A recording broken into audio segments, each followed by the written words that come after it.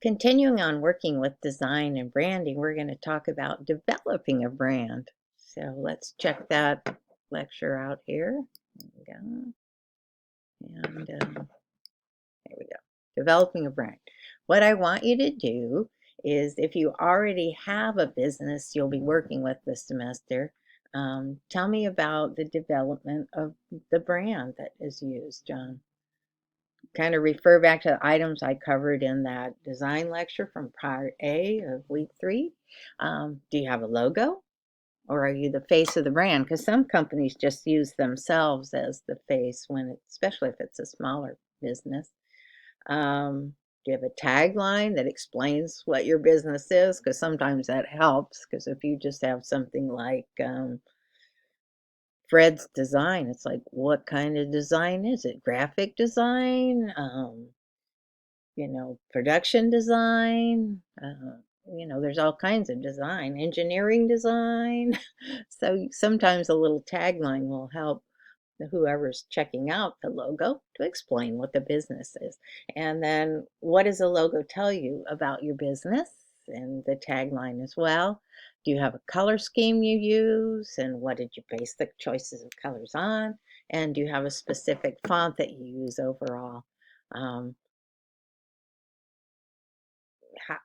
how does pulling all these pieces together, do you develop a consistent look and then use it on your marketing materials? Because that helps people recognize your brand if you do that.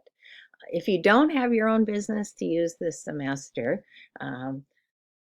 but you have one that you're hoping to open in the future, think about developing, if you were developing a logo and a branding for this fictitious business, and tell me about how you would go about developing it. And I have there's a how to build a brand lecture or whatever post you can read. And then I want you to write at least 5 paragraphs discussing the development of a brand, both whether you have one already or you don't. And you either need to write it in perspective of your existing brand or from the perspective of a business that you're planning on creating. So if you don't have one that, something that you've always thought you'd like to start and work with, then go ahead and pretend that you're going to set up a social media consulting business, because that's a field that's wide open, and there's a need for a lot of people doing this kind of work. So that's a good place to start, because it's kind of an overall branding sort of theme. So that's what I want you to do for this post. I want you to talk about branding, and why is it important? How does it tie things together? How do you get to that point that you say, this is my brand, this is my face, this is what I'm going to say represents my company, so that when people see it, they go, oh yeah, I know that. Because that's what you want.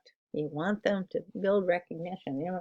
Probably one of the big ones that pops into my head right this minute is the Jack in the Box brand. They have the little Jack in the Box guy, and they kind of went away from it for a while so they could be more, like more normal. But let's face it, people love the Jack in the Box, so that they've got that in the ads again. It's people remember it. They see it, and it's like what goes in your head, Jack in the Box, just like that, because it's an important part of their branding.